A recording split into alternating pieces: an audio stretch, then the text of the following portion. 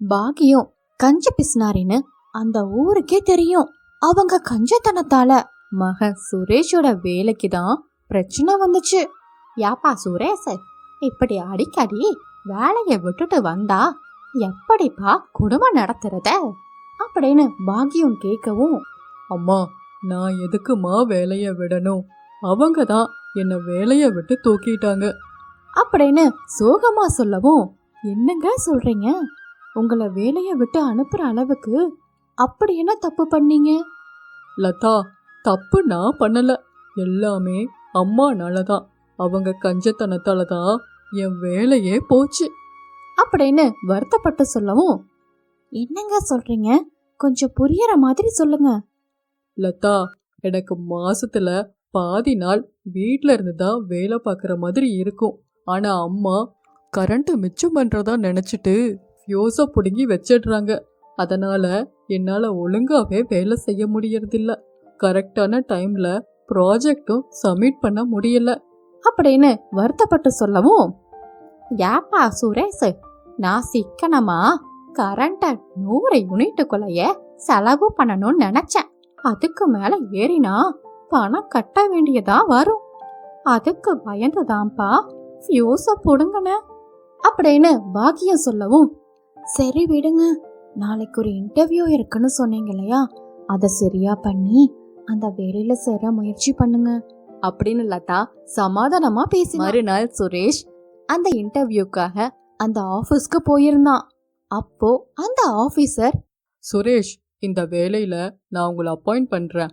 ஆனா அதுக்கு நீங்க டெபாசிட்டா 50,000 கட்டுற மாதிரி இருக்கும்.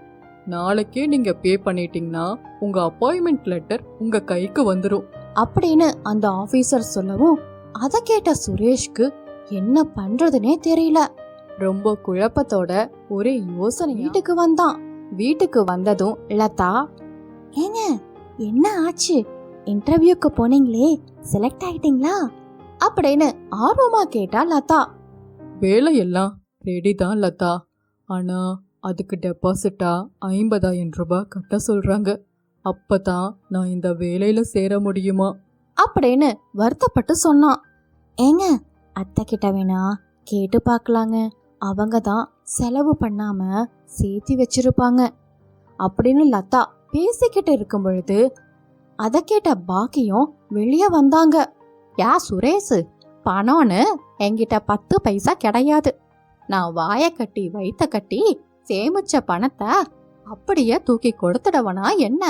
நீ வேற எங்காவது பணத்துக்கு ஏற்பாடு பண்ணிக்கோ அப்படின்னு மூஞ்சில் அடிச்ச மாதிரி பேசிட்டு பாக்கியம் அங்க இருந்து கிளம்பி போனாங்க.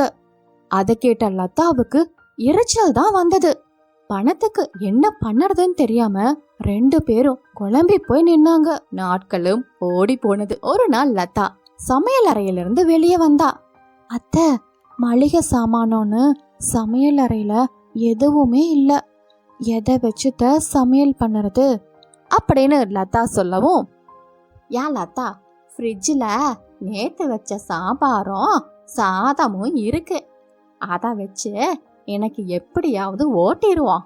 அத்தை, இந்த மாதிரி பழசையெல்லாம் ஃப்ரிட்ஜில் வச்சு சாப்பிடக்கூடாது, அது நம்ம உடம்புக்கும் நல்லதில்ல அத்தை.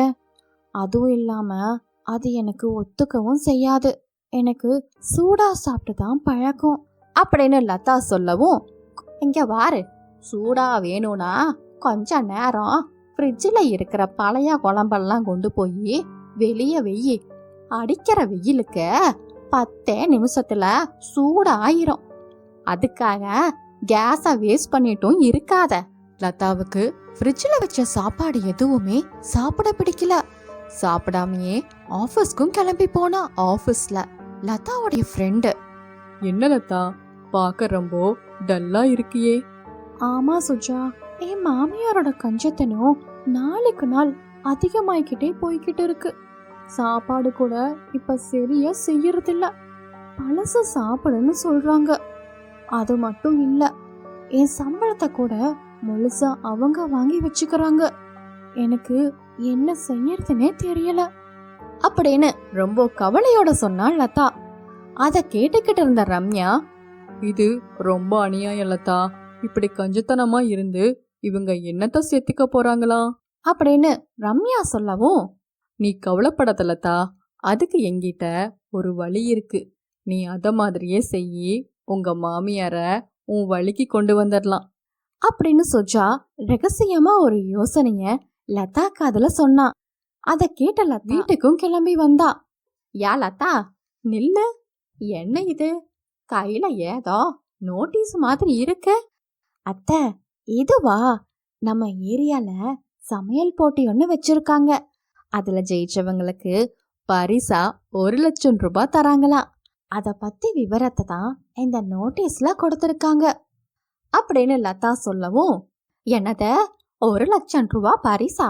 இதுல கலந்துக்கிட்டா 1,00,000 ரூபாய் கொடுப்பாங்களா அப்படின்னு ஆர்வமா கேட்க, ஆமா அத்தை, யார் வீட்ல ஆரோக்கியமா செய்து சாப்பிட்டு உடல் எடை கூடுதோ அவங்களுக்கு 1,00,000 ரூபாய் பரிசா.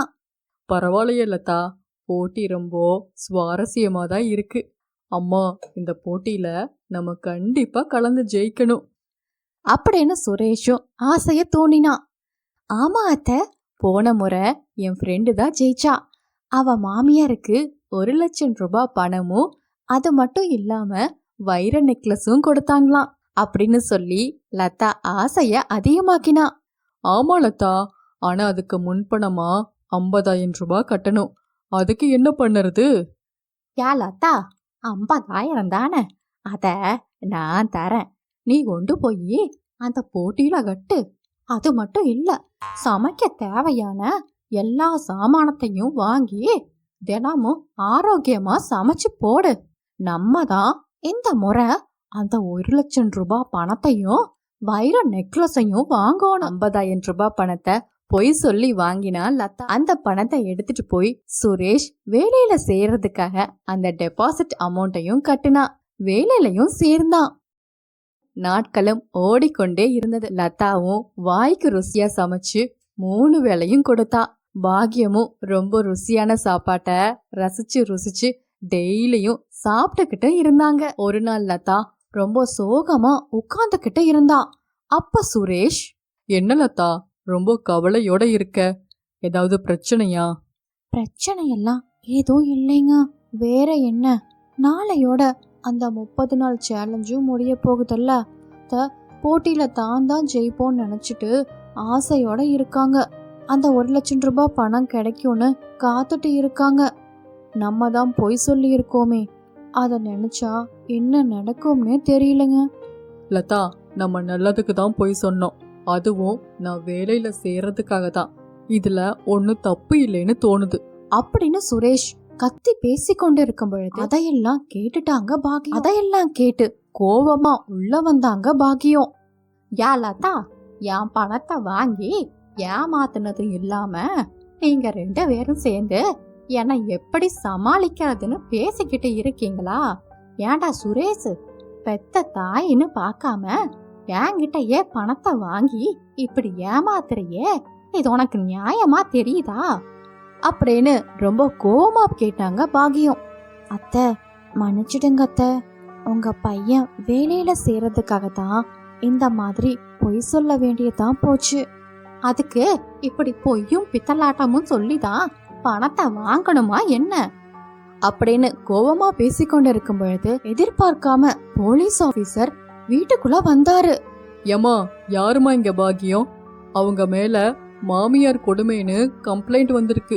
அத விசாரிக்கிறதுக்கு தான் இங்க வந்திருக்கேன் அப்படின்னு போலீஸ் ஆபீசர் ரொம்ப கோவமா பேசவும், என்ன சார் சொல்றீங்க? மாமியார் கொடுமையா? யாரு சார் கம்ப்ளைண்ட் கொடுத்தது அப்படின்னு சுரேஷ் கேட்கவும், உடனே லதாவுடைய ஃப்ரெண்டு சுஜா வீட்டுக்குள்ள வந்தா. நான் தான் கம்ப்ளைண்ட் கொடுத்தேன். உங்க மருமகன்னு பார்க்காம எப்படியெல்லாம் கொடுமைப்படுத்துறீங்கன்னு எனக்கு நல்லாவே தெரியும். சுஜா, என்ன இது? என் மாமியார் தெரியாம செஞ்ச தவற இப்படி ஊருக்கே எடுத்து காமிச்சு அவங்கள கஷ்டப்படுத்துறியே. ஏமா, இப்படி கொடுமைப்படுத்துறதுக்கு என்ன தண்டனை கிடைக்கும் தெரியுமா? சார், அவங்க என்ன எந்த கொடுமையும் படுத்தல. எனக்கு சாப்பாட்டுலயும் எந்த குறையும் இல்ல. வேணும்னா நீங்க எங்க வீட்டை செக் பண்ணி பாத்துக்கங்க சார். அதுக்கப்புறம் போலீஸ் ஆபீசரும் வீடு முழுக்க செக் பண்ணி பார்த்தாரு. அப்போ ஃப்ரிட்ஜில் ஃப்ரூட்ஸும் வீட்டில் மளிகை சாமானமும் நிறைஞ்சு கிடந்தது. அதை பார்த்துட்டு அங்க இருந்து திரும்பி போனாரு போலீஸ் ஆபீசர். அம்மா பாத்தீங்களா லதாவ? உங்க மேல அக்கறை இருக்கிறனால தான் இப்ப அவ உங்களை காப்பாத்துனா. நீங்க என்னடானா உங்க கஞ்சத்தனத்தால சாப்பாடு கூட சரியா போட மாட்டேறீங்க அப்படின்னு சொல்லவும், லதா என்ன மன்னிச்சிடுமா, நான் கஞ்ச பிசுனாரியா இருந்து ஆரோக்கியத்தை கெடுக்க பார்த்தேன். ஆனா நீ போட்டின்னு சொல்லி 1 மாசமா வாய்க்கு ருசியா சமைச்சு போட்டேன். இனி நானே நினைச்சாலும் என்ன மாத்திக்க முடியாது அப்படின்னு பாகியம் ரொம்ப வருத்தப்பட்டு பேசினாங்க. அத்தை, உங்களுக்கு சமையல் போட்டியில பரிசு கிடைக்கும்னு ஆசையா இருந்தீங்க. அதுக்காகத்தான் அவருடைய முதல் மாச சம்பளத்துல இந்த தங்கச்சங்கிலி வாங்கியிருக்கேன் அப்படின்னு சொல்லி தங்கச்சங்கிலிய பரிசாக கொடுத்தா லதா. பாக்கியத்துக்கு அதை பார்த்த உடனே சந்தோஷம் தாங்க முடியல. அம்மா நீங்க குடும்ப கஷ்டத்தினால தான் இப்படி கஞ்சத்தனமா மாறிட்டீங்கன்னு எனக்கு தெரியும். இனி உங்களுக்கு மாசம் 10,000 ரூபாய் நான் செலவுக்கு தரேன், அதை நீங்க வச்சுக்கோங்க அப்படின்னு சொல்லி குடும்பமே சந்தோஷமா இருந்தும் கஞ்சத்தனத்தோட நடந்தா அவமானம் தான் மிஞ்சும். சிக்கனமா இருக்கலாம், ஆனா கஞ்சத்தனமா மட்டும் இருக்க கூடாது. கோமதி அம்மா மகன் ராஜுவோட சின்ன வீட்ல சிக்கனமா வாழ்ந்து வந்தாங்க. ரொம்ப வருஷமா வாடகை வீட்லயே வாழ்ந்து நொந்து போயிட்டாங்க. ஒரு நாள் ஹவுஸ் ஓனர், ஏமா கோமதி அம்மா கொஞ்சம் வெளியே வரீங்களா அப்படின்னு ஹவுஸ் ஓனர் கூப்பிட்ட உடனே கோமதி அம்மா பயந்து போய் வெளியே வந்தாங்க. ஏமா புது மருமக வேற வந்திருக்கா, ஆளு வேற கூடி கிடக்கு, அடுத்த மாசத்துல இருந்து 200 ரூபா ஏத்துறேன்.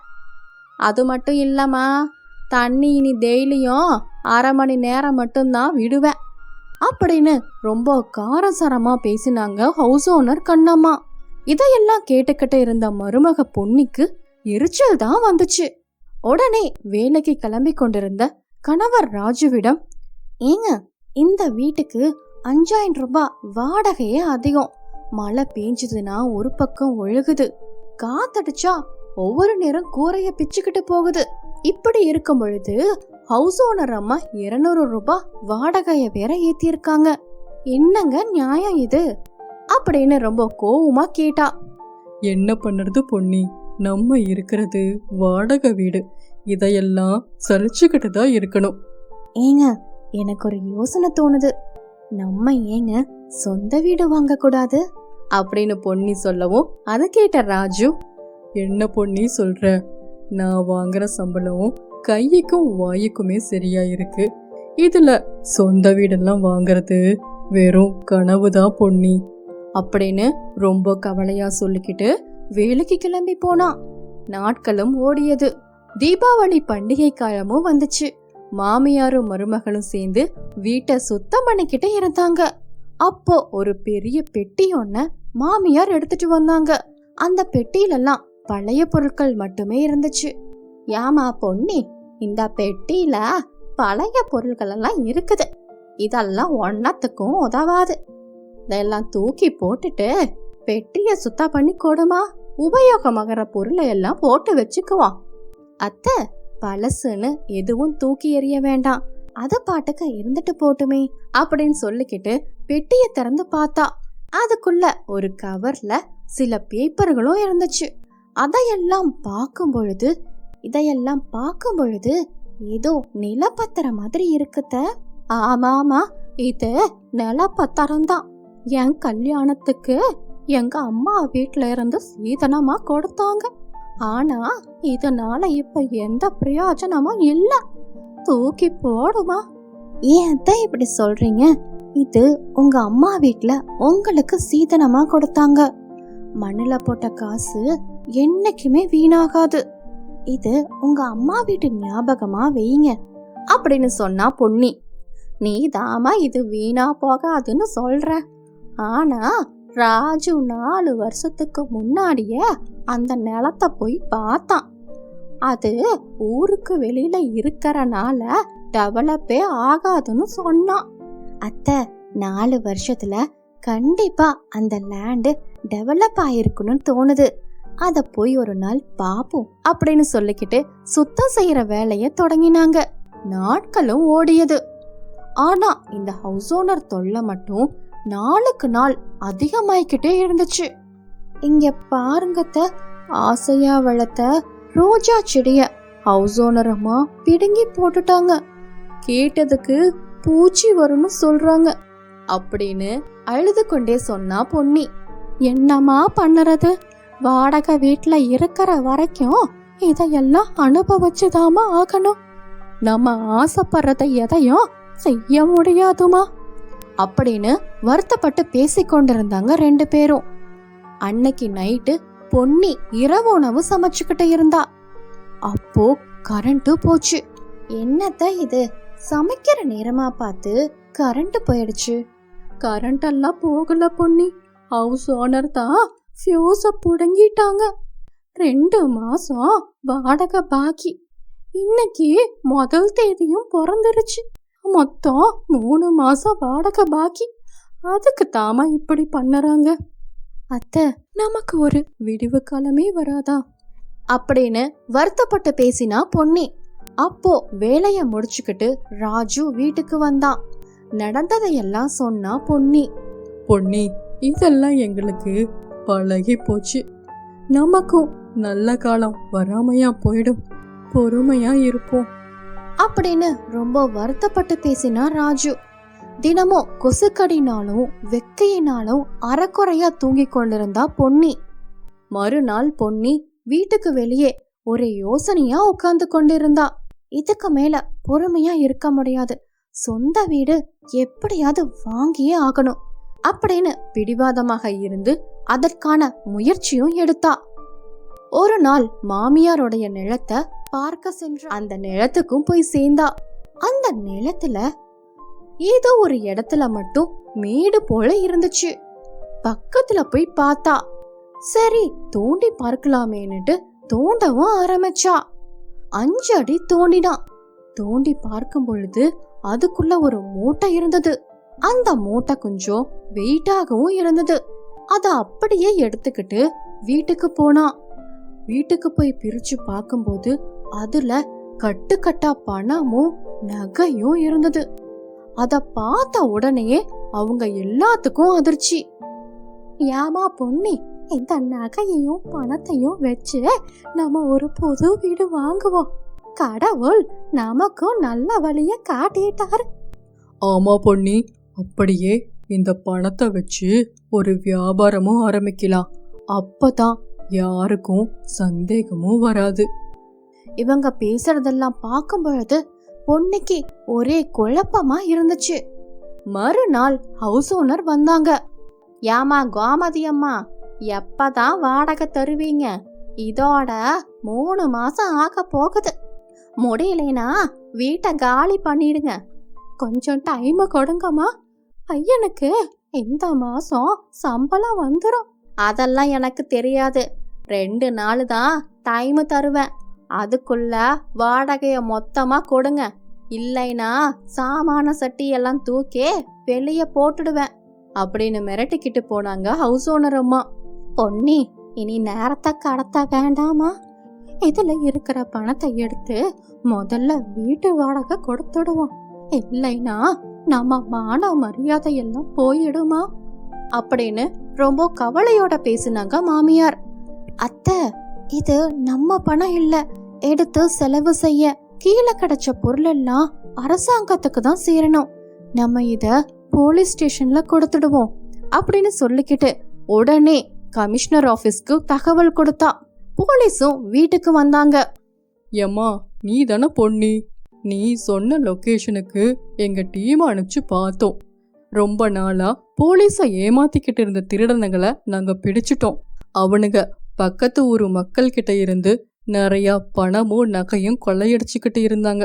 கடந்த 2 மாசமா பக்கத்து ஊரு மக்கள் கிட்ட இருந்து தினமும் நகைய காணோம், பணத்தை காணோன்னு எங்க போலீஸ் ஸ்டேஷனுக்கு கம்ப்ளைண்ட் மேல கம்ப்ளைண்ட் வந்துகிட்டே இருந்தது. இதெல்லாம் அந்த ஊரு மக்களோட பணமா? இத கண்டுபிடிச்சு கொடுத்ததுக்கு ரொம்ப நன்றி. மறுநாள் ஊர் மக்கள் எல்லாரும் தகவல் தெரிஞ்ச உடனே பொன்னியோட வாசலுக்கு வந்து நின்றாங்க. கோமதி அம்மா, எவ்வளவு பெரிய காரியம் பண்ணிருக்கிறீங்க, ரொம்ப நன்றி. ஆமாமா, என் பொண்ணு கல்யாணத்துக்காக சிறுக சிறுக சேர்த்து வச்சிருந்த பணம் ஒரே முட்டையா திருடி போயிடுச்சு. கடவுளா பார்த்துதான் அந்த இடத்துக்கு உங்க மருமக பொன்னிய அனுப்பிச்சிருக்கான் அப்படின்னு ஊர் மக்கள் எல்லாம் பாராட்டிக்கிட்டு இருந்தாங்க பொன்னிய. அப்போ ஊர் தலைவர் வந்தாரு. கோமதி அம்மா, எங்க ஊரே உங்க குடும்பத்துக்கு கடமைப்பட்டிருக்கு. இதனால உங்க குடும்பத்துக்கு எங்க ஊரு சார்பா ஏதாவது உதவி செய்யலான்னு இருக்கோம் அப்படின்னு ஊர் தலைவர் சொல்லவும் அதை கேட்ட பொன்னி, ஐயா, எங்களுக்கு ஏதாவது உதவி பண்ணணும்னு நினைச்சீங்கன்னா எங்களுக்கு சொந்தமான இடம் உங்க ஊர்ல இருக்கு, அத உங்க மூலியமா வித்து கொடுங்கய்யா அப்படின்னு பொன்னி சொல்லவும், இதுக்கு ஏன் தயங்குற பொன்னி, அந்த நிலத்தை நானே வாங்கிக்கிறேன். இன்னைக்கே அதுக்கான வேலையையும் ஆரம்பிச்சிடுறேன், கவலைய விடு. 2 நாள் கழிச்சு ஊர் தலைவர் அதுக்கான அட்வான்ஸ் தொகை 2 லட்சத்தை கொடுத்தாரு. பொன்னி, நம்ம சொந்த வீடு வாங்க போறோம், அதுக்கான அட்வான்ஸ் பணமும் கொடுத்துட்டாங்க அப்படின்னு மகிழ்ச்சியோட பேச, உங்களுக்கு இன்னி ஒரு சந்தோஷமான செய்தியும் இருக்கு. இன்னைக்கு என்ன கமிஷனர் ஆபீஸ்ல கூப்பிட்டாங்க. என்ன பாராட்டி இந்த பணத்தை அன்பளிப்பா கொடுத்தாங்க அப்படின்னு சொல்லிக்கிட்டு 5 லட்சம் ரூபாய்க்கான செக்கை எடுத்து காட்டினா. பொன்னியோட கனவு நினைவானது. நிலத்தை வித்ததுனால கிடைச்ச பணம் 8 லட்சம் ரூபாய் ஊர் தலைவர் கோமதி அம்மா கிட்ட கொடுத்தாங்க.